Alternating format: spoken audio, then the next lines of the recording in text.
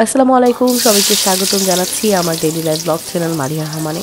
আশা করি যে যেখান থেকে আমার ব্লগটি দেখছেন সবাই ভালো আছেন এবং সুস্থ আছেন। এখনকার ওয়েদার খুবই খারাপ যাচ্ছে, সবারই ঠান্ডা, হাঁচি, কাশি, জ্বর, মানে চারপাশেই কিন্তু একই অবস্থা যাচ্ছে। যেহেতু ওয়েদার চেঞ্জ হয়েছে, এতদিন ছিল ঠান্ডা, হঠাৎ করে এখন ঠান্ডা গরমের একটা কম্বিনেশন ওয়েদার।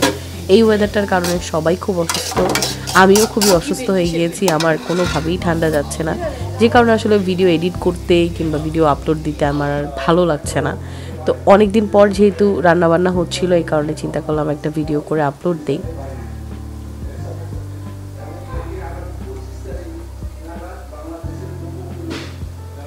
আমি আজকে রান্না করছি হচ্ছে মোরগ পোলাও। তো এখানে মোরগ পোলাও রান্না করার জন্য যা যা লাগবে সব কিছু কিন্তু আমি এখানে রেডি করে নিয়েছি।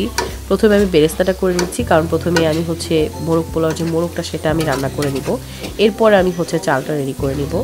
এখানে আমি বেরেস্তাটা করে নিচ্ছি এবং বেরেস্তাগুলো কিন্তু অলরেডি হয়েই এসেছে। অনেকেরই ধারণা থাকে যে বিরিয়ানি, মোরগ পোলাও, রোস্ট পোলাও একই জিনিস, কিন্তু আসলে অনেক ডিফারেন্স আছে। বিরিয়ানির মশলা আলাদা, রোস্টের মশলা আলাদা এবং মোরগ পোলাও রান্নাটাও কিন্তু আলাদা। যদিও আমরা বাইরে যখন খেতে যাই তখন আমরা দেখি যে রোস্ট এবং পোলাও একসাথে করে দিয়ে হচ্ছে বলে যে মোরগ পোলাও। তো অথেন্টিক মোরগ পোলাও বেসিক্যালি এইভাবে হয় না, সেটা আপনাকে আলাদা আলাদা করে রান্না করে নিতে হয়।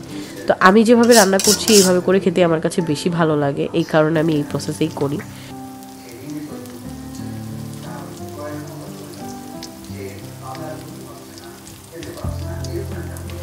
প্রথমে আমি যে বেরেস্তাগুলো করে রেখেছিলাম সেই বেরেস্তাগুলো আলাদা করে রেখে সেখানে আমি খানিকটা আদা রসুন বাটা, তারপরে তেজপাতা এগুলো দিয়ে আমি একটু কষিয়ে নিয়ে সেটার মধ্যে আমি মুরগিগুলো দিয়ে নিয়েছি। এটাকে আমি এখানেই ভেজে নিচ্ছি। এটাকে আমি আলাদা করে ভাজবো না, কারণ মোরগ পোলাও মোরগ আলাদা করে ভেজে নিলে আসলে খেতে ভালো লাগে না, শক্ত শক্ত লাগে। তো এটাকে পেঁয়াজের সাথে এইভাবে হালকা করে ভেজে নিব, তারপরে এটাতে আমি মশলা অ্যাড করবো এক এক করে।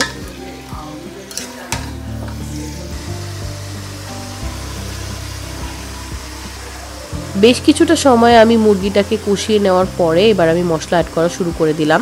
মুরগিতে এখন শুধুমাত্র আদা রসুন বাটা, পেঁয়াজ, এছাড়া লবণ ছাড়া আর কিছুই ছিল না। এখন আমি বেসিক্যালি মশলা দেওয়াটা শুরু করলাম। এবার আমি মশলা দিব আর মুরগিটা কষাতে থাকবো।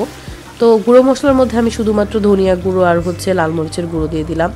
আবারও মশলাটাকে খুব ভালো মতো কষিয়ে নেওয়ার পর আমি টক দই দিলাম। এবার হচ্ছে আমি যেটা দিব সেটা হচ্ছে এই মোরগ পোলাওর মেইন আর কি ইনগ্রিডিয়েন্টস সেটা হচ্ছে কাঁচামরিচ বাটা। আর এখানে আরেকটা জিনিস ইউজ করেছি, সেটা হচ্ছে সাদা গোলমরিচের বাটা আর সাথে হচ্ছে জয়ফল জয়ত্রী বাটা। এবার আমি কাঁচামরিচটা যেটা দিয়েছি সেটা হচ্ছে বেসিক্যালি আমি একটু সেদ্ধ করে নিয়ে তারপরে বেটে দিয়েছি। এতে করে হচ্ছে কাঁচামরিচের ফ্লেভারটা অনেক ভালো আসে। আর মোরগ পোলাও কিন্তু খেতে একটু ঝাল ঝাল ভালো লাগে, এই কারণে কাঁচামরিচ বাটাটা দিতেই হয়। আর সাথে হচ্ছে গোলমরিচ যেটা দিয়েছি সেটা হচ্ছে সাদা গোলমরিচ, এরপর হচ্ছে জয়ফল জয়ত্রী। এছাড়া কিন্তু এখানে আর কোনো গরম মশলাই যাবে না, এখানে কোনো দারচিনি, এলাচি এগুলো কিছুই যাবে না। এখানে গরম মশলার মধ্যে শুধুমাত্র হচ্ছে জয়ফল জয়ত্রী আর সাদা গোলমরিচ আর হচ্ছে তেজপাতা, এগুলোই গরম মশলা যায়। এরপর আমি দিয়ে দিলাম বাদাম বাটা আর হচ্ছে সামান্য কিছুটা চিনি, জাস্ট টেস্টটাকে ব্যালেন্স করার জন্য। সব কিছু দিয়ে আমি মোরগটাকে এদিকে ভালো মতো কষিয়ে নিলাম আর একটু দুধ দিয়ে দিয়েছি মাংসটা সেদ্ধ হওয়ার জন্য। এবার এই পাশে আমি হচ্ছে চালটা ভেজে নিয়ে আমি পোলাওটা রেডি করে নিচ্ছি। পোলাওটা যেভাবে বেসিক রান্না করে একদম সেভাবেই রান্না করে নিচ্ছি। পেঁয়াজটাকে আমি বেরেস্তা করে রেখেছিলাম, সেখানে আমি হচ্ছে চালটা দিয়ে আদা রসুন বাটা দিয়ে আমি চালটাকে ভেজে নিচ্ছি, লবণ দিয়ে দিয়েছি আর মোরগটা ওদিকে হতে থাকছে। এখানে দুধ আর পানি মিক্স করে আমি হচ্ছে চালে দিয়ে দিলাম।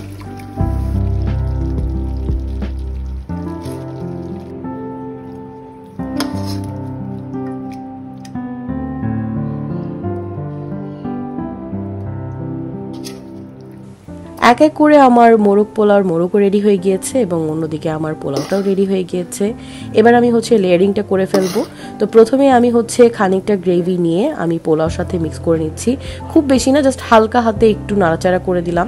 এতে করে যেটা হবে, একবারে লেয়ারিং করে দিলে সাদা সাদা একটা ভাব থাকে, আর যদি একটু মিক্স করে দেওয়া যায় তাহলে কিন্তু ফ্লেভারটা বেশি ভালো আসে। এরপর আমি মাংসের লেয়ারটা দিয়ে দিলাম, আবার উপর দিয়ে আমি খানিকটা করে গ্রেভিও দিয়ে দিচ্ছি যাতে করে মাংসের সাথে একটু করে গ্রেভিও থাকে। এবার আমি উপরে আবারও পোলাওর একটা লেয়ার দিয়ে উপরে আবারও একটু গ্রেভি দিয়ে দিলাম। আমি খুব বেশি মিক্স করছি না, হালকা করে মিক্স করে নিচ্ছি। আবার উপর দিয়ে মাংসের সাথে আমি গ্রেভিও দিয়ে দিচ্ছি, এটাতে খুব সুন্দর একটা টেক্সচার আসে। এবার আমি হচ্ছে একদম দমে বসিয়ে দিব, মরিচ দিয়ে দিলাম। এরপর আমি খানিকটা গোলাপ জল দিয়ে হচ্ছে রং গুলিয়ে রেখেছিলাম, মানে ফুড কালার, সেটা আমি দিয়ে দিলাম। এবার আমি দমে বসিয়ে রেখেছিলাম বেশ খানিকক্ষণ। এখন কিন্তু আমার মোরগ পোলাও একদম রেডি। আমি এটাকে এখন বেড়ে নিব, এজন্য আমি এইভাবে করে হচ্ছে সব কিছু রেডি করে নিচ্ছিলাম, মিক্স করে নিচ্ছিলাম।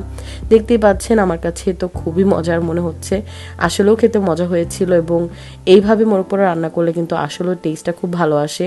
আর এখানকার টেস্ট বলতে কিন্তু বেসিক্যালি হচ্ছে জয়ফল, জয়ত্রী, সাদা গোলমরিচের গুঁড়ো আর কাঁচামরিচের বাটার যে ফ্লেভারটা, সেটাই কিন্তু মেইনলি এটার ফ্লেভারটা অনেক অনেক এনহ্যান্স করে। তো আমার রেডি হয়ে গেল মোরগ পোলাও। যারা ঘি খেতে পছন্দ করেন তারা ঘি দিয়ে দিবেন। আমার কাছে ঘি খেতে একদম ভালো লাগে না, মানে ঘির ফ্লেভারটা বেসিক্যালি এখানে সব কিছু ফ্লেভারকে ডোমিনেট করে ফেলে, এই কারণে আমি এটাতে ঘি দিচ্ছি না, এটাকে এভাবে আমি সার্ভ করে দিচ্ছি।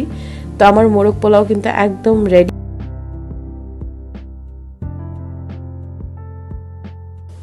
আপনারা চাইলে এই মোরগ পোলাও দিয়ে খুব সুন্দর করে ভালোবাসার ডালা কিংবা সাকরখানা ছাই বলি না কেন খুব সুন্দর করে সাজিয়ে নিতে পারেন। আমি এর আগে একটা ভিডিওতে শেয়ার করেছিলাম, সেখানে আমি এই মোরগ পোলাও দিয়ে খুব সুন্দর করে একটা ভালোবাসার ডালা কিংবা সাকরখানা তৈরি করে নিয়েছিলাম। আমি সেই লিঙ্কটা ডেসক্রিপশন বক্সে শেয়ার করে দিব, আপনারা চাইলে চেক করে নিতে পারেন।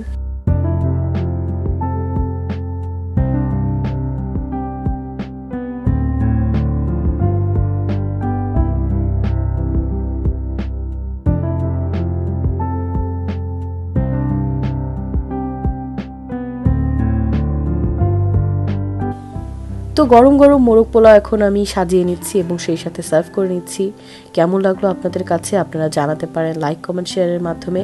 এবং ভালো লেগে থাকলে অবশ্যই আমার চ্যানেলটি সাবস্ক্রাইব করতে পারেন। ইনশাআল্লাহ নতুন কোনো ভিডিও নিয়ে আবার দেখা হয়ে যাবে। সেই পর্যন্ত সবাই ভালো থাকবেন, সুস্থ থাকবেন এবং আমার চ্যানেল মাঝিয়া রহমানের সাথেই থাকবেন। আল্লাহ হাফেজ।